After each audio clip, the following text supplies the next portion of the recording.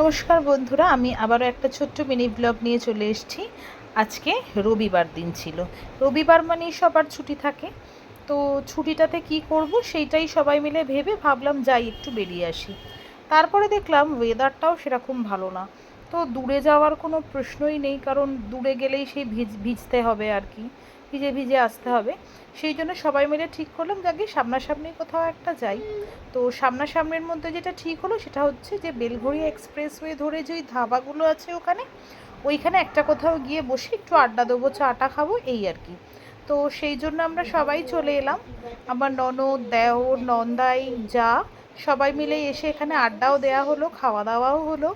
মানে ভীষণই মজা হলো রবিবার দিনটা আর কি, ভালোই কাটলো।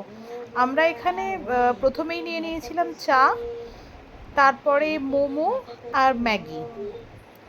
সত্যি বলতে টেস্টটাও দারুণ ছিল খাবারের।